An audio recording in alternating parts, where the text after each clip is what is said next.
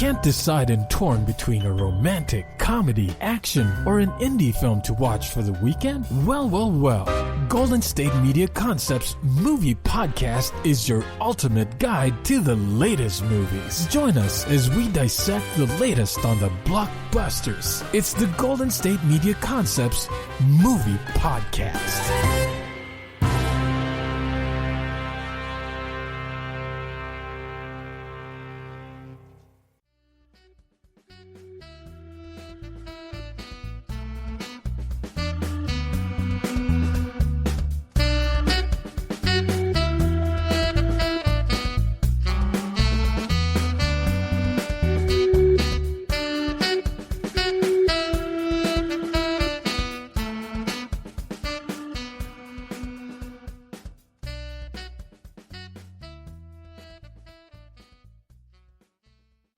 Hello and welcome to the GSMC Movie Podcast, brought to you by the GSMC Podcast Network. I'm your host, Casey Baum. I hope that you're all having a wonderful weekend. Today is Sunday, October 18th, and I'm very excited for today's show because, unfortunately, this is going to be my last show with GSMC Movie Podcast. I have had a wonderful time reviewing and recommending movies to you guys, so I want to do that one last time with today's episode, and I thought I would just go all out. Let's do a big horror episode, and I wanted to do some movies that I've been wanting to talk about for a long time. So I got to the theaters yet again. So I saw the new Mutants, which is one that I've been talking about for a little bit since earlier this summer, and I wanted to go check it out for you guys. I've obviously been very curious about it. I've also been, quote-unquote, anticipating it for like 3 years ever since the trailer has come out. So I was really excited to see that one. And I had a different theme for the episode. I wanted to do kind of an X-Men episode, but instead, because it's October, I still want to do horror.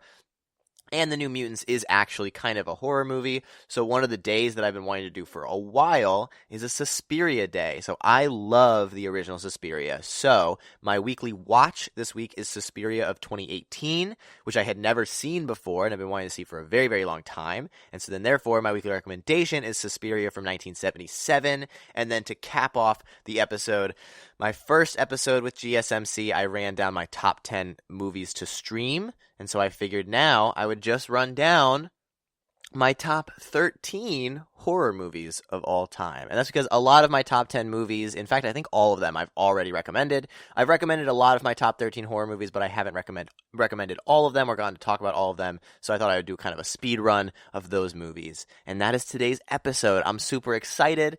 And let's get started. All right, so The New Mutants is a brand new movie from 2020. It stars Maisie Williams, Anya Taylor-Joy, Charlie Huston, Blue Hunt, and Henry Zaga. It's directed by Josh Boone, and it basically follows a new mutant by the name of Danielle Moonstar who gets enrolled/enlisted in a new facility for New Mutants. This happens after the death of her entire tribe, as well as her father. And she has to stay there and become friends with all of these other New Mutants as she learns what her power is and starts to realize that it might not be the place that she thinks that it is. So I have been anticipating this movie for so long because I've talked about this before, but just a brief rundown. The trailer came out in like 2017. This was a movie that had been filmed by Fox after the success of Deadpool. So Deadpool was an R-rated superhero movie, and they realized that they could do that. They could also do some genre-bending films. And so they decided to do New Mutants, which is a teen-based horror movie, kind of reminiscent of like Final Destination or I Know What You Did Last Summer. And after a somewhat mixed reception on the trailer, they decided to do some reshoots, which is never a good sign. And so they delayed the release after that. And then also, when they decided to release it, right about when the release date was going to be, the Disney-Fox merger began. And so Disney didn't want to release it and right away, and Fox was not really ready to release anything while this was going on, or wasn't allowed to. I don't actually know the legal implications of that. But then Disney acquired Fox. They had no intention of releasing it at first. And then apparently Kevin Feige had seen it and decided that he really liked it. So they wanted to put it out, but they had to kind of water it down in a way. They wanted to make sure people knew it wasn't attached to the MCU, which it is pretty clear that it is not. And then it was going to come out this summer, and then the pandemic happened. So this has been plagued with release date changes. It's almost as if the universe didn't want it to come out. And after seeing it, I can understand why. It's not very good. And honestly, I really did not have very high expectations for this because it had gone through this. It's hard to say production hell because that tends to happen in pre-production. So release post-production hell, I guess, which is kind of rare. I kind of expected that it wasn't going to be all that great. The reshoots were kind of a telltale sign. It didn't seem like it lined up with the MCU. It just tonally was probably off.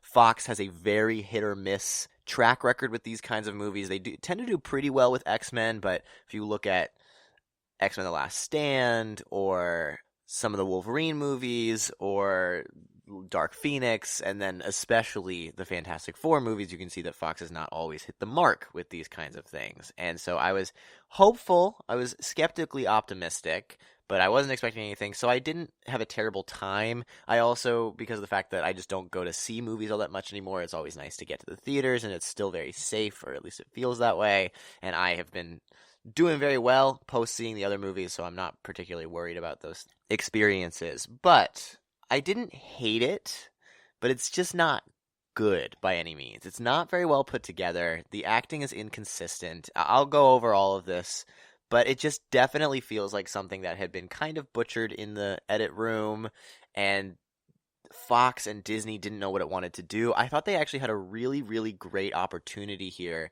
to integrate the X-Men into the MCU with a movie like this. It's sort of the only movie that Fox had made that hadn't been released yet. Disney could have released as a part of the MCU, maybe change the edit around a little bit, because they had 5 really excellent teen actors who are still very young, even though it had been 3 years. They could still make these sort of the basis for X-Men, and calling it New Mutants makes it pretty apparent that these are the new ones. These are the New Mutants. So I thought it would have been a really nice way to integrate it into the MCU. I can understand why they didn't. They obviously want to make the casting choices themselves. These are some pretty C-tier X-Men characters, which is another reason why I thought it might have been cool to put them in there, because that's a good way to introduce some characters that aren't as popular and weren't in the original X-Men series. But I digress. That's not what this is for. This is just to put it out and to have fun. I also get why Disney wouldn't have done it, because it is kind of a horror movie, and they probably didn't want to do a horror movie as the first X-Men outing for them. But anyway, let's actually talk about what this movie does, right and wrong. The latter of the two is probably, there's probably a lot more of those. So the acting, I actually do overall like a lot of the acting. It basically is only 6 characters. It's basically 5 kids and their supervisor slash doctor, Dr. Reyes. So obviously, because it's an ensemble cast and it's only a few characters, they kind of have to hold up their end of the bargain with the performances, and they do deliver. I don't feel as though any of these performances are necessarily all that weak. I think the chemistry is pretty good. I don't think there's a lot of time for these characters to really get to know each other realistically. Pretty often they're separated with just 2 of them or less. It's only like 2 or 3 times that they're all together, and when they are, it feels very forced. It feels like they're kind of implementing a montage for no reason. Some of the characterizations of these characters too is a little bit odd for me, so I do like the performances a lot. I think the standout for me is definitely Maisie Williams. I think that she is always great, and she really delivers another pretty tragic performance in a lot of ways. The one thing that I disliked is that I don't think the accents are very good. I think they're a little all over the place. I think it's a little bit strange that they all kind of have accents. So Danielle Moonstar is the only one who doesn't really have an accent. And again, everybody has an accent. Don't get me wrong. I'm talking about sort of just like the modern American film, how they're speaking and what country they might be coming from. So she's from the United States, and so she doesn't really have an accent of any kind. The other strange character for me, though, is Roberto, because he doesn't really have an accent, but they said he's from Brazil. I think they said he was like born and raised in Brazil, which you'd think that he would have an accent because of that, but maybe he's actually raised in the United States, and I just didn't catch that. I might have missed it, because Anya Taylor-Joy's character is Russian. Her accent is okay. It's fine. It's not terrible by any means. Maisie Williams, I think, has the strongest accent, because I don't know if that actually is her accent. It's like Irish in this one, Irish-Scottish. It's kind of, I saw it a couple days ago, so I don't remember all that well. But it's one of those two, and I think that she's either from there or British, so it's pretty close.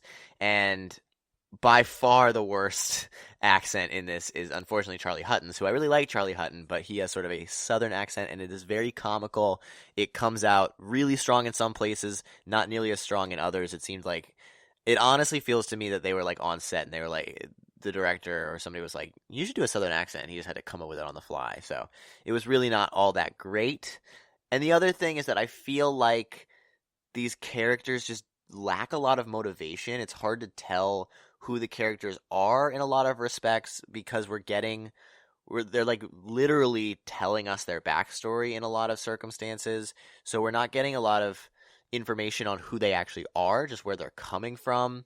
And so there are certain moments, like particularly with Joy's character, she is a little all over the place. She seems like they characterize her as the wild card, that she's kind of a loose cannon in a lot of ways, but it seems like she's just mean most of the time, and then randomly in the next scene she'll be nice. It doesn't have any rhyme or reason. It's not actually a loose cannon. She doesn't have like she has these outbursts, but they're not unlike how she acts normally. So I thought her character lacked a lot of motivation. We get the motivation from Moonstar, but unfortunately her character is just a bit bland compared to everybody else. And by the end of the film, it's not the motivation that's a problem. It's the fact that she kind of solves the problem with no reason. That's kind of screenplay stuff, I guess. So let's actually move on to screenplay. I think the screenplay is completely discombobulated. It does not really know what it's trying to do. It's very, very tonally confused. And a lot of this with superhero movies happens with studio meddling. It just happens in the edit room. So Josh Boone probably had an idea for like this horror-based superhero movie, which is a great idea. And this is a really solid way to pull it off with Moonstar's power, which is a very creative one. I'm sure it's from the comics. I don't actually know her character, but it creates like this very terrifying scenario. And then the studio was probably like, "Oh, we can't have it this scary. We can't have it this graphic, whatever." And so it ends up getting all chopped up, and it just kind of screws with the pacing. There's some scenes that last really long. There's some scenes that are pretty short. There's a couple scenes that seem very repetitive because of the fact that it's getting the backstory. And you're like, okay, I know. Like, let's find a more creative way to do this. It felt very It Chapter 2 to me, where it's just the same scene, same jump scare over and over again. So I just think that the script doesn't really know where it's going, and I don't know if that's because of the screenplay or if that's because of the editing, because I think there is a really solid idea here. And I'm a little disappointed that they couldn't deliver on it because of the fact that there isn't really a superhero horror movie. I mean, I guess you could count, like, Hellboy and Blade a little bit, like they're kind of horror inspired, but other than that there's really nothing. And this is actually a circumstance where they could have made an actual horror movie. There are a couple jump scares in this that are realistically not very effective. I don't think I really jumped at all, so if you're scared of jump scares and do want to see this movie, don't worry about it. It's not a problem. The problem is actually that I wanted a lot more horror. I think it would have been a lot more interesting if it was pretty much all a horror movie. It becomes sort of a generic action movie by the end, which honestly is fine. There are certain movies that have done that before, where it's a different tone, different genre, and then becomes more generic towards the end, which I think for a superhero movie, it's like, okay, we got most of it. But the horror is not consistent. It happens pretty infrequently, and because of that, when it does, it just isn't effective at all.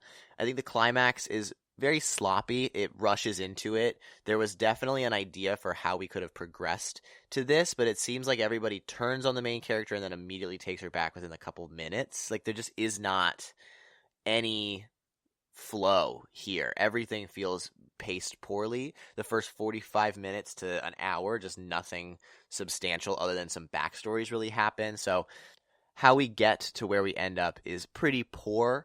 I am not a big fan of the dialogue here. It is very cheesy. It's very like cheesy edgy. So it's like, oh, we're teens. We got to do some teen stuff. Like within the first like 20 minutes, I counted like a bunch of different things that were like, oh, haha, cool, we're teens. They were like graffitiing. Is that a word? Graffitiing statues, listening to rock music, joking about growing weed. Like it was like just so blatantly like, okay, we get it. They're teens and you don't get at all what that means. So it felt very like fake angsty, which was honestly worse than real angsty. And then I also think that they could have gone a lot heavier with symbolism and themes, because there are some pretty apparent themes of alienation or trauma, specifically trauma, I think is a very big one, and PTSD.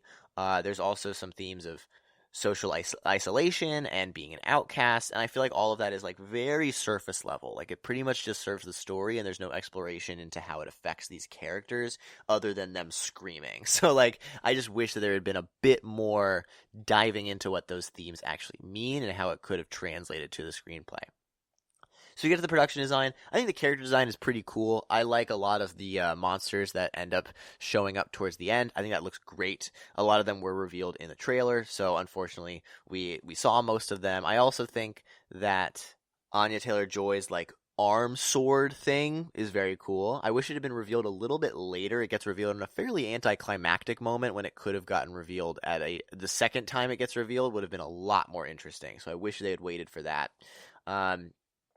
And then other than that, the set and the costumes are a little bit bland. There's nothing all that special. I think the set it could have been cool. It's a very like run down, seemingly mental facility, and it could have been shot in a different way to not make it look as gray and fluorescent. So I just don't think that it looks all that great, even though it's not a terrible location. As far as the cinematography, there's nothing special. It's pretty. I don't want to say mediocre. It's just it works. There's nothing wrong with it. I'm not a huge fan of how often they use the shaky cam. They use it in scenes where we would have actually wanted to see what was going on. So I don't like the shaky cam choice here because a lot of it isn't handheld either. A lot of it's like on a tripod or on a jib or something. So the shaky cam just feels very out of place when they end up doing it. The visual effects, on the other hand, are pretty solid. This is obviously a big superhero movie that Fox at the time had expected to go places to create another section of the franchise, and so they pumped a bunch of money into it, so the visual effects look pretty good. And like I said, the design also works really well, or just looks great, very creative. So I think the visual effects are integrated pretty well into the story. Get to the editing. Like I said, very bad pacing. I think some of the scenes are like out of order. For some reason, like there are some moments that just feel like they should have happened earlier or later, like the reveal of the sword, or some of the bonding scenes might have happened a little bit later. It just there are instances where I feel like certain lines of dialogue even don't match up with some of the scenes that they're in, and maybe that's just me. I have only seen this once, obviously, but it just doesn't feel like this was edited in the order that it was written. Which definitely happens sometimes. Even on great movies, the order can change sometimes. But here, it doesn't work at all. And then because of that, some of the scares and scenes just like come out of nowhere. I think the scares definitely come out of nowhere. It's like, oh, okay, haha, we got another scare now. And doesn't work for me. Not effective at all.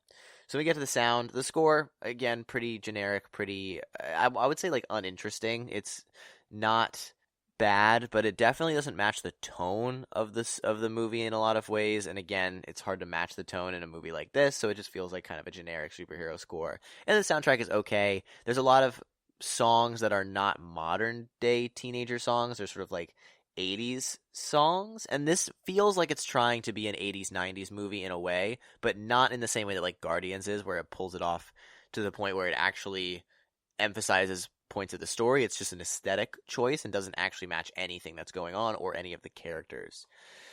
So then finally, the directing. I would like to think that Josh Boone really did put his heart and soul into this. I never want to discredit any artist for anything that I'm trying to critique in any way. I think there's a very solid idea here. I think there are some moments that I actually really enjoyed, some standout moments, but I think ultimately it was probably just butchered by the studio. There were a bunch of different notes that he probably had to take. Same with everybody else on this, so it just ends up becoming this puddle mess of, honestly, as weird as it sounds, a bygone era of superhero movies, because we are now so far past that, even in 3 years, with Disney and Fox together and theaters being closed down, and it seems like the superhero genre might be somewhat on the decline. So I hope I'm wrong. I hope I still like superhero movies, so maybe that's not the case, but that's really how I feel. So I'm going to give New Mutants a strong 3 out of 10. I almost said 3 out of 5, which would be a lot higher. So a strong 3 out of 10. Not all that great. If you want to go see a superhero movie in theaters, I can recommend it. It can be a good time if you go with some friends and maybe just want to have some fun and not take it too seriously. But that is the New Mutants. Next up, I'm going to be talking about Suspiria, and then I'm going to be talking about Suspiria, which I'm super excited about. And stay tuned to the very end of the episode where I talk about my top 13 horror movies of all time. But right now, we're going to take a quick break.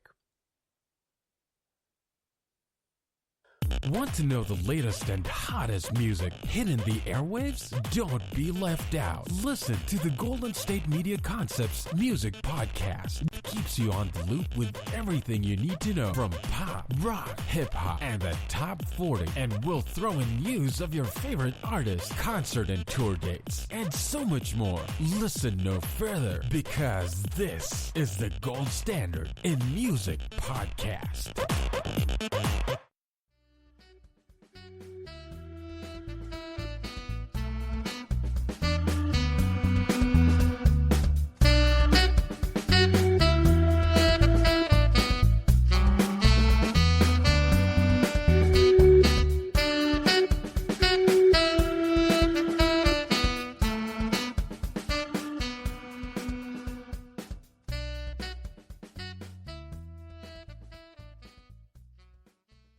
Welcome back to the GSMC Movie Podcast. I'm your host, Casey Baum. If you are just tuning in or skipping around a little bit, I have just given my review of the New Mutants. I'll now be talking about my weekly recommendation, or my weekly watch is first.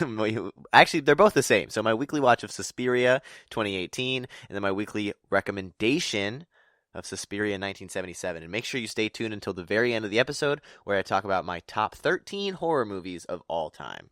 But right now is Suspiria.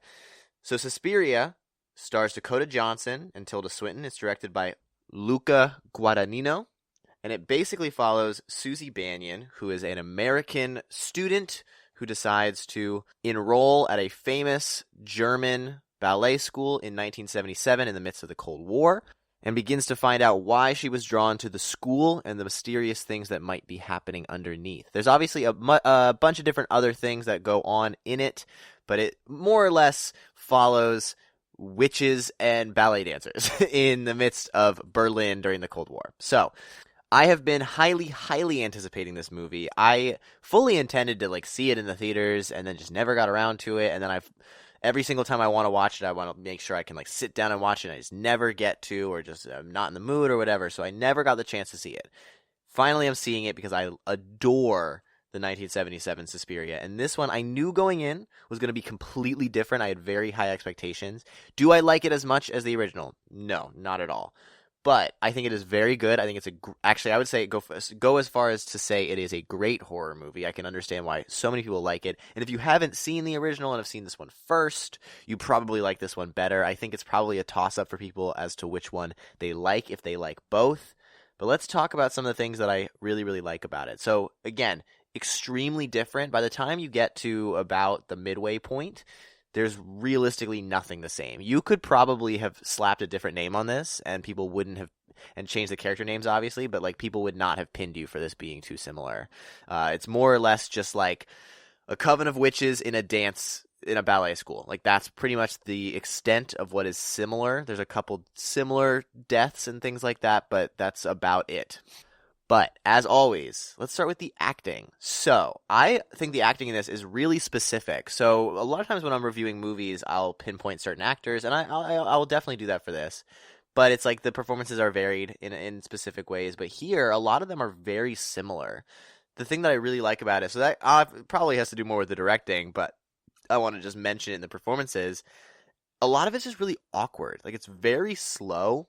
You can tell that nobody really wants to have a conversation with another person. There's a lot of secrecy going on. There's tons of mistrust for everybody. So nobody really has anybody else's best interest in mind. So just everything kind of feels like it's just very, very slow and strange, and you're not really sure what somebody wants to get out of a conversation when they're talking to each other. There are also some really wonderful moments of levity towards the beginning of the movie when there's really not as much going on, and a lot of that has to do with Tilda Swinton's character. So she plays a character named Miss Blanc, who is a fantastic, very, very interesting character in this, very different than the original. But Tilda Swinton kind of plays her as this charismatic, sympathetic, but still very stern character, and she really nails that. She has a lot of different components to this character, and so I mentioned in New Mutants how Anya Taylor-Joy's character kind of would fluctuate between different emotions. Tilda Swinton kind of does that same thing, but it feels a lot more natural in this. It has a steady build for when that happens, and her kind of sporadic behavior is justified in the story as well as how she performs that. So Tilda Swinton does an absolutely knockout job. And then I have to say, Dakota Johnson also kills it. No pun intended. Dakota Johnson commands the screen. She has such a large stage presence in this, and I really hadn't seen that before. So I haven't seen a lot from Dakota Johnson. I never saw the 50 Shades of Grey trilogy. I just have not gotten the chance to see her in a lot of things. And I was always kind of under the impression that she was a bit more of a secluded, like, shy is definitely the wrong word because it's acting, but an actor who doesn't necessarily let you in with their performance all the time, not in a bad way by any means, but just sort of somebody that you have to kind of like search for their performance.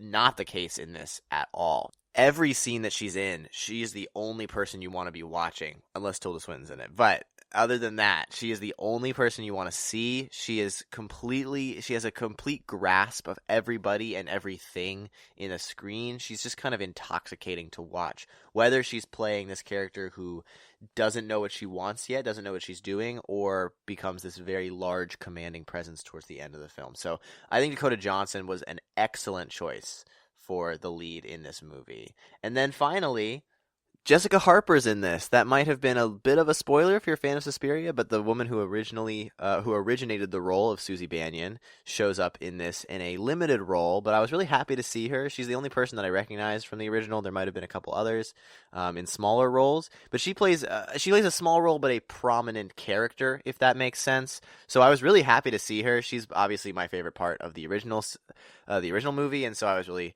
excited that she got to have a role in this. And it was kind of fun to be like, oh, that's her. Like, she has not aged a day. Like, she obviously looks a little bit older, but she looks exactly the same as she did back then. So, okay, so let me get onto the screenplay. This movie, I cannot stress this enough, is extremely different from the original. So if you're a fan of the original for the story, which I feel like is rare, it's not why I'm a fan of it, but if you're a fan of it for the story, don't expect that in this one. You can definitely expect the sort of conspiracy of the witches in the ballet school. A lot of the characters are the same. A lot of the characters play similar roles that they do in the original, except for, I would say, Susie Bannion. Also, Miss Blanc plays a little bit of a different character as well. But for me, I've said this time and time again, adaptations need to be different, especially if you're adapting something for the same exact medium that it was originally in. So the fact that this is completely different is definitely the way to go. That means you can like both of them in their own respect. You can probably like them both just as much as one another because of how different they are. And so I actually embrace this for its differences. I think that there's a lot of ways, actually, that this movie could have gone, and I'm really glad that it went in this direction because of how drastically different it is. One of the things that's really different about it is how the themes are incorporated into this. There are a ton of themes in this. So, like, thematically, this film is about war, it's about sex, it's about femininity, it's about violence, it's about...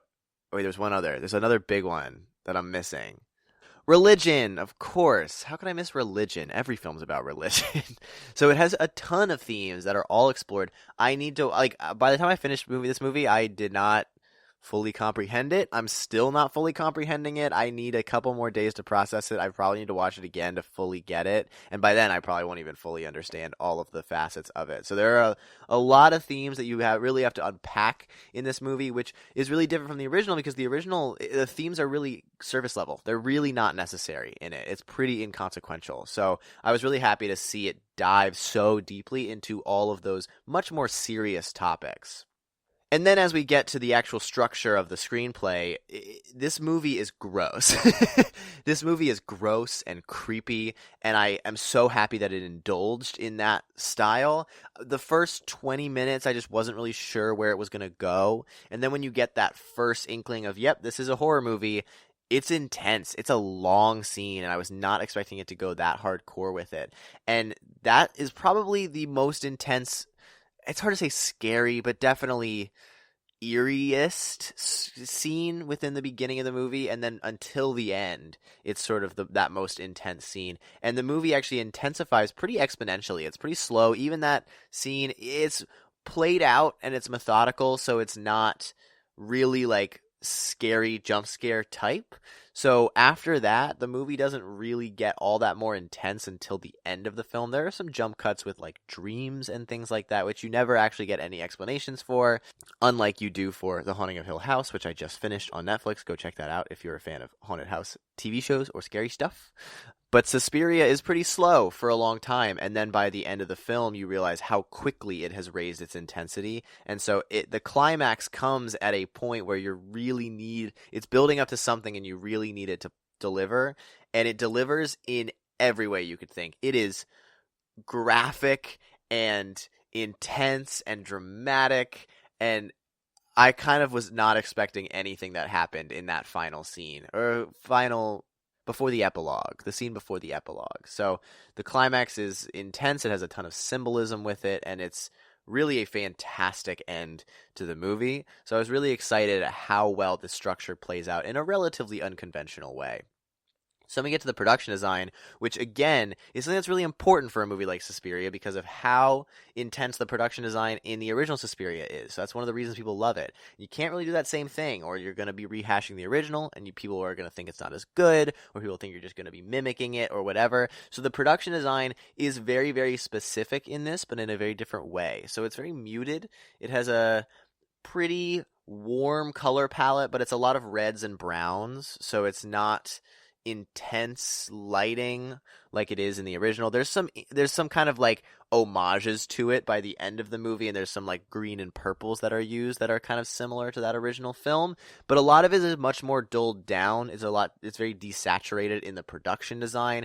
Gives this like bleak outlook, much like you probably would see with a lot of movies surrounding this era and setting. So I really, really liked the production design, as well as the fact that this is production design because it's a lot of makeup, but it's also some visual effects. The body horror in this is great. I'm a big fan of body horror, so like early 80s David Cronenberg, all of that stuff, and I like how fake that looks. In this, it doesn't look fake. It just looks morbid. So I actually really liked it. I'm kind of into gore in a gross fascination type way, so the makeup and visual effects in a movie like this, where you wouldn't expect that to be kind of the strong suit, it really is.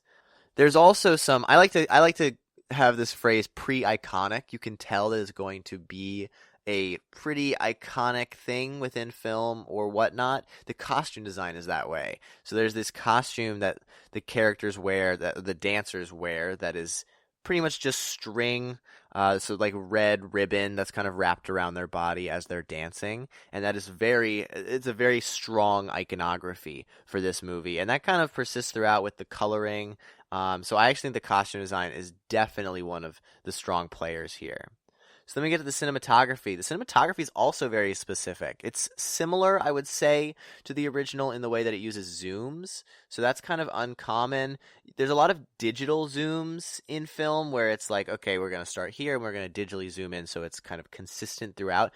You can tell that it's not digitally zoomed in here because of the fact that it's like sloppy, and it gives a different feel to it when that happens. It kind of makes you feel a lot more on edge. It's not nearly the safety in filmmaking that you would expect in certain films. And then there's also a lot of slow motion in this, but it's not seamless slow motion. It's very dirty. It's very messy because of the fact that the frame rate is a bit slowed down, so everything is kind of jagged and stuttery. So the filmmaking here doesn't ease up in a way that makes you feel comfortable in any respect of the word. It's just kind of odd.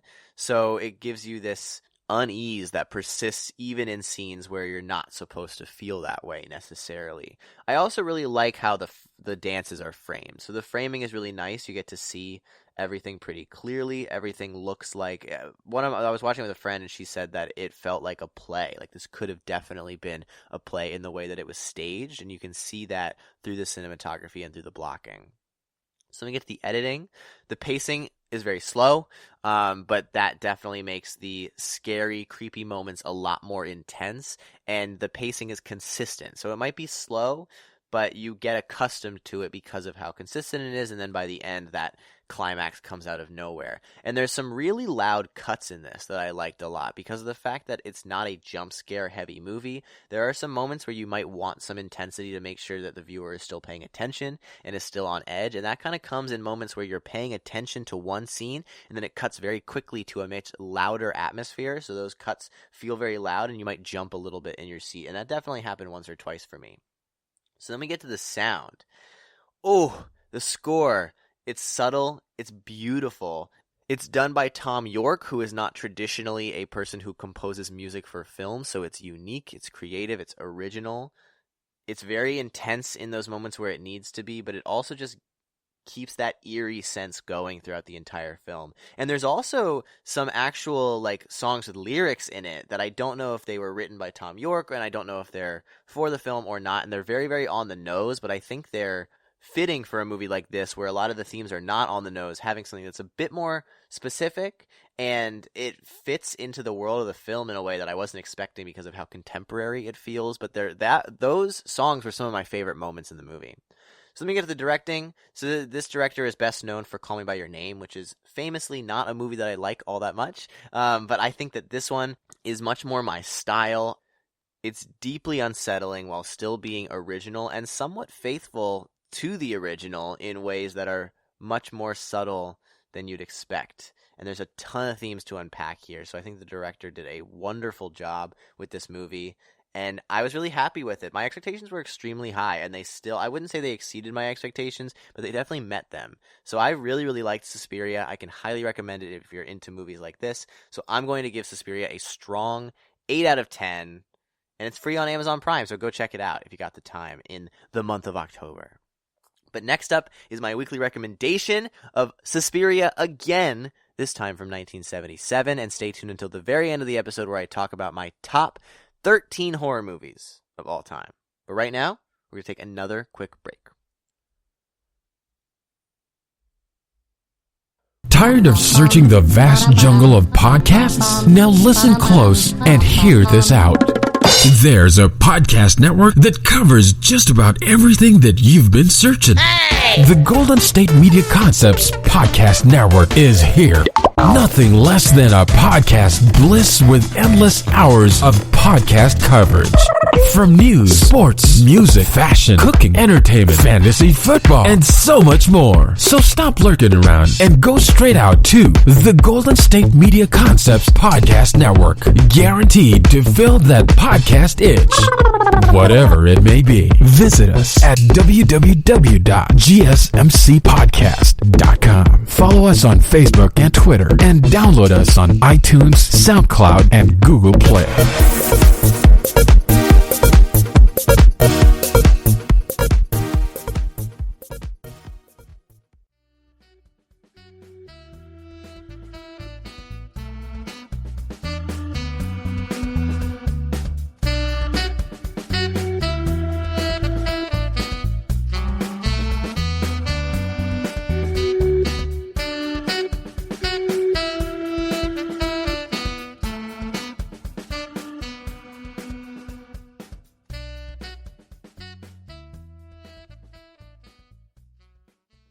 Welcome back to the GSMC Movie Podcast. I'm your host, Casey Baum. If you are just tuning in or skipping around a little bit, I have just given my reviews for the New Mutants and Suspiria 2018. I will now be talking about my weekly recommendation of Suspiria 1977.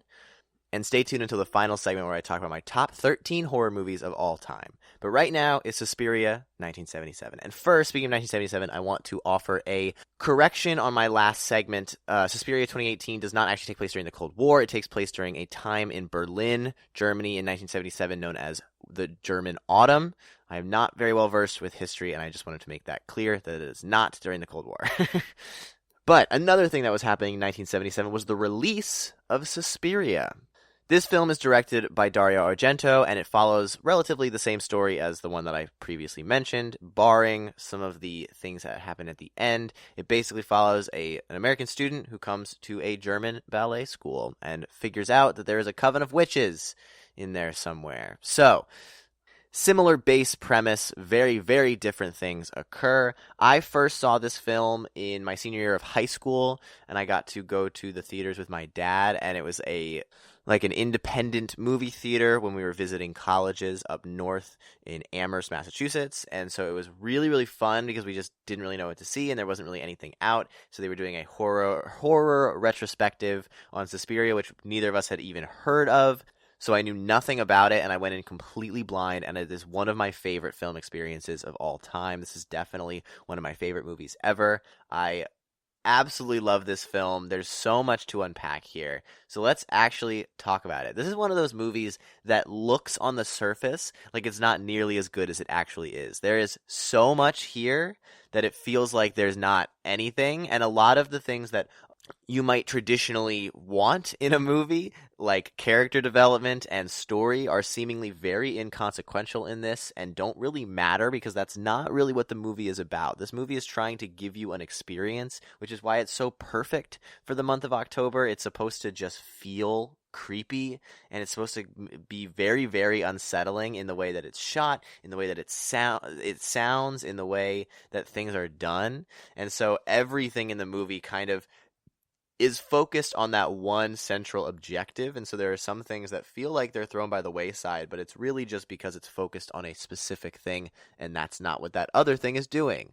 So, one of those things is the acting. It feels as though that there's kind of bad acting. It's not great. A lot of the acting is very monotone, it's very flat, and some of that is because the dubbing is off. So if you watch this, you're most likely watching it in English, and I don't think it matters what language you're watching it in. I think it's always dubbed because the actors were all speaking their native languages. So it's not all spoken in one language. So some of the dubbing works, some of it doesn't. And because of that, the performances are supposed to be a bit flatter and supposed to be a bit more plain because they can't bounce off each other as much. So it actually gives this sense of otherworldliness. Nothing actually feels natural. Even when regular people are talking to each other, it doesn't feel natural, which is why it seems like the acting is a bit poor, but it's actually because it's supposed to be very flat and give you this feeling of unease in scenes that you wouldn't actually have any unease normally.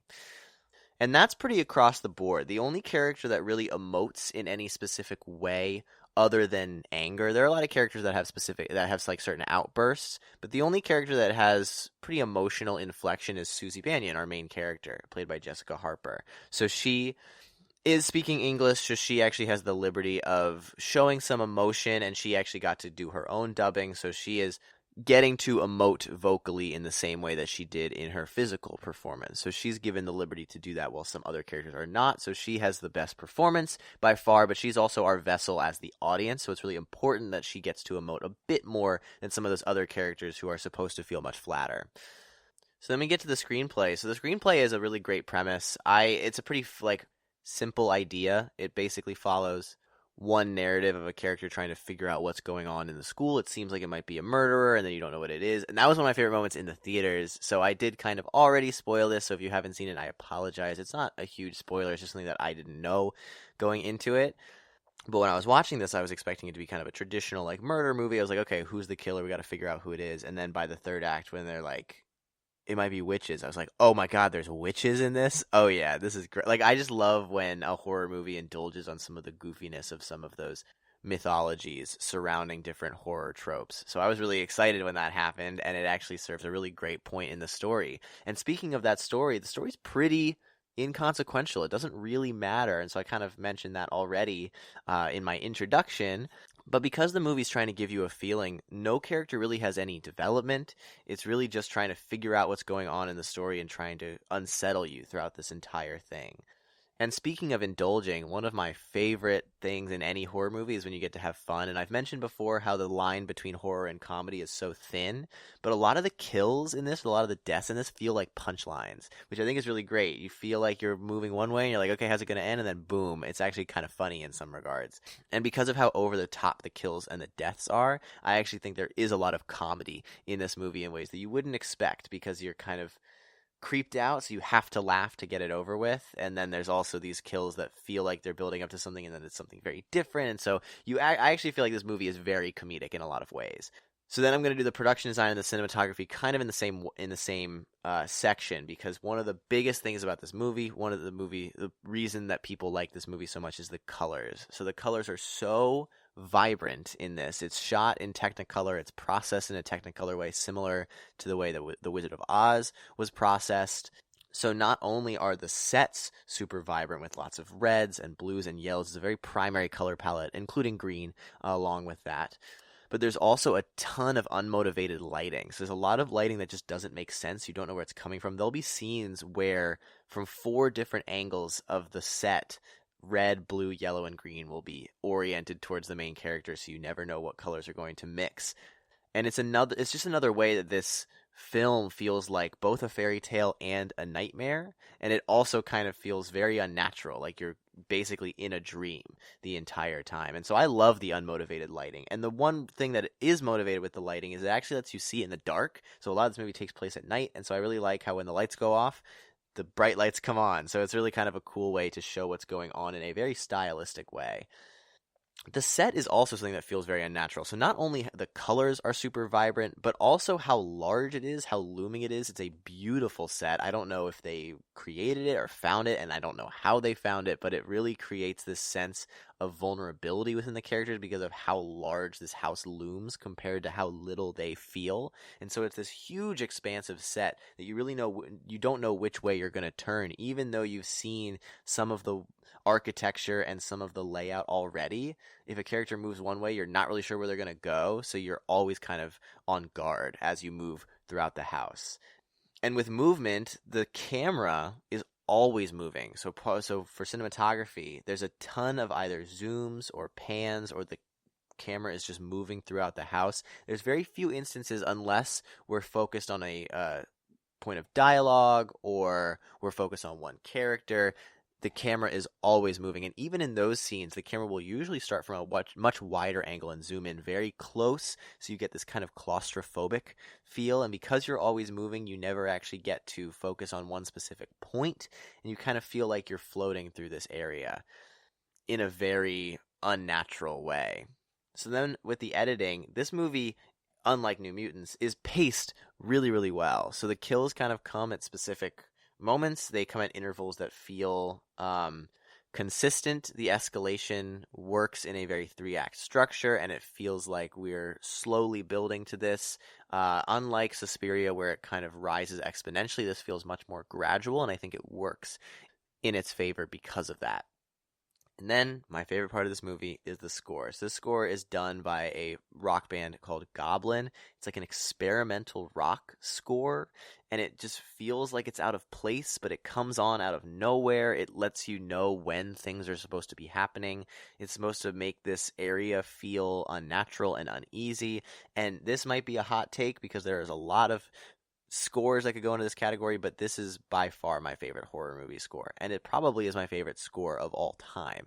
It's just so memorable. I could not get it out of my head when I left the theater, but it also serves the story to create this sense of wonder and this weird feeling throughout it while still being unique and creative, and I love it. So then we get to the directing. So Dario Argento put all of this together to create this feeling of a dream and a nightmare, and it really is something that's super, super poignant for horror films, because that's just what you want. You obviously, sometimes you want a good story, but you really want to be scared. You want to feel like you're not supposed to be here. It's very unnatural, and this movie really delivers on that, specifically with the production design and the cinematography and the score, and everything else is kind of not thrown by the wayside, but taken a back seat to this horror acid trip of a movie. So I absolutely adore Suspiria. If you're into kind of weird movies like that, or want to try out a horror movie that you might not be used to or have never seen before, I highly recommend Suspiria. It's actually free on YouTube right now, which is where I rewatched it. So Suspiria 1977, it gets a strong 10 out of 10. I love Suspiria, and I'm super excited for that to be my final recommendation for you guys. So if you don't see anything else, check out Suspiria. But make sure you stay tuned until the next segment, the final segment where I talk about my top 13 very spooky horror movies of all time. But right now, we're going to take our final break.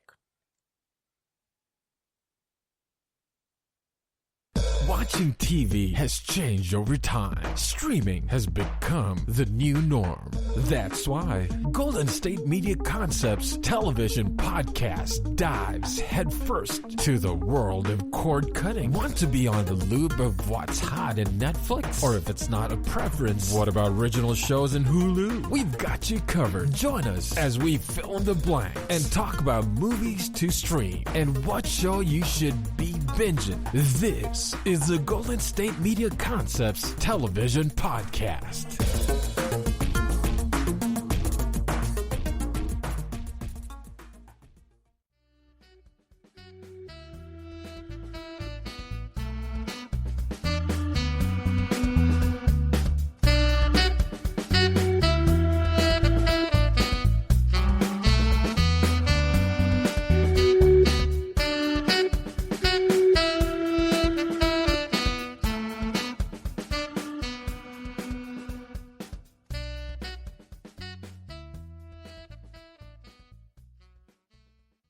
Welcome back to the GSMC Movie Podcast. I'm your host, Casey Baum. If you are just tuning in or skipping around a little bit, I have just given my reviews of the new Mutants, Suspiria 2018, and Suspiria 1977, and now I'm going to be talking about my top 13 horror movies of all time. So some of these movies I've already talked about, but a lot of them I haven't, and because my first episode I got to do a longer list where I kind of just ran everything down, I wanted to do another really long list, and because it's the month of October, and I love horror movies, I thought I would just tell you guys in order what some of my favorite horror movies are. So my honorable mentions first, I wanted to give two because I actually have some other horror movies that I also really love, are Cloverfield and Cabin in the Woods. I've talked about Cloverfield before. I think it's a great found footage film. It's also technically the first horror movie I would have seen if it counts. And then Cabin in the Woods I think is a very fun, tongue-in-cheek horror parody that I also really, really like. And I also love Joss Whedon. So those are my two honorable mentions, but let's get started. So first up is a French film called Raw.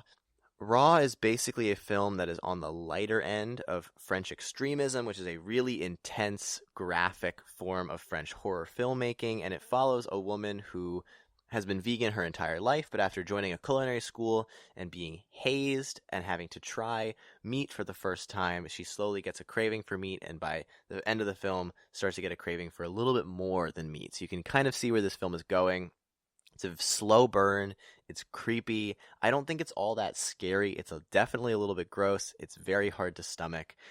But it's beautiful in how it's shot, how it's portrayed, and has a lot of really excellent themes inside of it. So Raw is number 13. Number 12 is another horror parody that I think is very underrated. It does not get enough love. It's called The Final Girls. It's basically a love letter to 80s slasher films, very much inspired by Friday the 13th. It follows a group of teens who get trapped inside a cult classic horror movie and have to try and make it out. They learn the tropes of how to survive a horror movie, much like Scream, not quite as good, but it's super stylistic. The colors are wonderful. It has a slew of relatively young actors who I really, really like. Thomas Middleditch, Taissa Farmiga, Adam Devine. And it also has a really lovely story about motherhood and friendship. So Final Girls is number 12. All right, number 11. This might actually be higher as I get a little older, but it's only 11 right now, and this one goes to The Evil Dead. So I've talked about this before. I actually like The Evil Dead a bit more than Evil Dead 2, which is kind of an unpopular opinion, but I love how over-the-top graphic it is. It's so cool that it was directed by somebody who was 20 and 21. It's a simple story. It's effective in how it's told. It's creative and how well it uses its budget. So Evil Dead is number 11. All right, now we're getting to my top 10. Number 10 is a movie that I haven't actually talked about yet. It's a movie that is one of the first horror movies I ever saw. Still to this day, I think it's one of the scariest movies I've ever seen, and it's Alien, the original Alien. I think it has the most jump scares in a movie that I've ever seen. I remember feeling like on edge the entire film. It takes a premise that I wouldn't normally find all that scary because of how untangible it is right now, obviously, and makes you kind of a central player in it. You feel very claustrophobic. You feel as though you're kind of one of the crewmates because you have gotten so close with all of these crewmates, and there's only a few of them. You never know where the alien is going to come next. The design of the alien as it changes is extremely cool. I love how it's a story with a female lead and the villain is kind of this like phallic image. There's really a lot to unpack with Alien that you wouldn't necessarily expect. So Alien is number 10. All right, number 9 is another super simple horror movie that's Obviously, very, very well known, one of the horror classics, and I don't actually have too much to say about it. It's just one of those movies that I love, and it's the Texas Chainsaw Massacre. So I love simple horror movies. This one is a bunch of kids that get lost and deal with a crazy horror family. The jump scares kind of come out of nowhere, but it still is really effective in showing how even when you're with a group of friends, horror is right around the corner, and it kind of changed the horror genre in a lot of ways, led us to the 80s where we got some of those slasher films. So next up is a slasher film. My favorite slasher film. It's called Halloween. Halloween is very near and dear to my heart. I watched this probably a little bit too early. I remember being absolutely terrified of Michael Myers. I've also seen it in theaters. I think it's just such a creepy, eerie, slow burn Halloween horror movie. I love that it takes place on Halloween. It's just ultimately so spooky, and the character of Michael Myers is so original. You don't know if he's a person or just like a demonic entity. That opening scene is one of my favorite opening scenes in a horror movie, and so that's why it's number 8. Number 7 is another horror movie that takes place on Halloween, so it's just a perfect Halloween time movie, and it's called Trick or Treat. So Trick or Treat is another one that I think is pretty underrated. It has 4 different stories. It's an anthology series that all takes place on Halloween, and they're all somewhat connected. Some of the stories are a bit better than others, but I like the idea of an anthology horror movie that VHS didn't really get to pull off as well. And it really has a solid cast. It has some really great iconography with the character. I don't know what it's like. I don't know if it's like Pumpkinhead or something. I really don't know what the character is called, but maybe it's just called Trick or Treat. But it's slowly become a cult classic because the stories are super original. They've got some really awesome twists in them. So Trick or Treat is number 7. Next up is definitely my favorite horror movie to come out within the past couple of years. It is probably an unsurprising pick for anybody, but it is Hereditary. I think Hereditary is one of the most effective horror movies I've ever seen. The horror movies that get under my skin the most are the ones that kind of just get under your skin. They're not overtly startling. They don't have many jump scares. They're just creepy. And I also really like horror movies that just kind of indulge in how miserable it can be. I think a horror movie should either go full on with how horrific something is, or has fun with it and is kind of like a punchline kill type movie. And so Hereditary just goes fully in on how miserable it is. There's really no moment in this movie that gives you any sense of like hopefulness or happiness, which feels bad, but I just like when a horror movie kind of fully indulges in that. It has some of the scariest moments to me. I remember feeling like I was like sliding down in my chair for like the last 40 minutes of the movie. I was fully on edge, and I didn't drive home for like an hour after seeing it. So Hereditary is number 6. All right, so number 4 is a movie that I've already talked about called The Others. I gave an entire review on it last episode, and so instead I'm going to replace it with another movie that I forgot to mention that is also very high on this list but didn't quite fit. / I totally forgot to write it down, and I'm just now remembering it, and it's Saw. I really like the first Saw movie because this franchise kind of gets pinned as creating the torture porn genre, which it kind of does. It definitely is self-indulgent by the end of the franchise. It more or less just becomes a kill count, and that can definitely be fun, but I just really like the heart and the grit that the first one has. It actually has a really solid story, an excellent twist, some really great themes throughout it, and it kind of keeps you guessing the entire time, and is also relatively tasteful in the gore until the end of the film. So I really like Saw, and that's why it's number 4. Number 5 is what I meant to say, not number 4. Okay, actually at number 4 is another film that came out relatively recently. So other than Hereditary is probably my favorite movie to come out within the past couple years. And actually this one's, I guess, the past decade now. And that's The Babadook. This is another one of the first horror movies that I like really saw like on my own. And so this one also holds a very special place in my heart. It has a creepy premise, but it also just is really effective in its use of filmmaking. It blends a bunch of different styles. It has a ton of heart into it.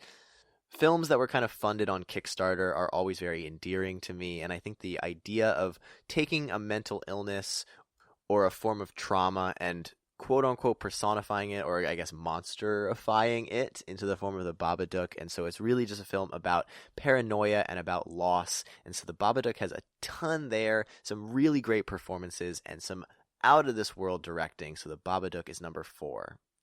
All right, so number 3 is the movie that I've talked about all day today, and that is Suspiria. I won't go into it because of how much I've already talked about it, but obviously it's the colors, it's the score, it's the feeling that it gives you, so Suspiria is number 3. Number 2 is actually one that I don't remember if I've already talked about on the podcast. I think I might have, but I might not have. No matter what, it's in my top 5 movies of all time, and it's called Scream. I think Scream is just kind of the epitome of what a great horror movie should be. It both pokes fun at horror movies while still being an effective horror movie. You can enjoy it if you're into horror movies. You can enjoy it if you're not into horror movies. It's a great movie to watch with your friends. It keeps you guessing. It's funny, but it's also graphic and horrifying. It changed the entire genre, and it's going to go down as one of the best horror movies of all time, and that's why it's number 2. So number 1 is very, very close to number 2 because it's like, I think Scream is my 5th favorite movie of all time, and then this next one is my 3rd favorite movie of all time, so they're very close. Sometimes can be interchangeable. My favorite horror movie of all time is The Blair Witch Project. So I've already talked about The Blair Witch Project and how much I like it. It's completely changed cinema. I keep saying one of the first horror movies I ever watched, so you can tell that I've watched a lot of horror movies because I've said that like 5 times, so I guess they're not all the first horror movies I ever watched, but Blair Witch Project is actually one of the ones that I watched first. I think it was like the 3rd one I ever watched, other than Cloverfield. I watched it by myself. I was completely terrified by the last couple minutes.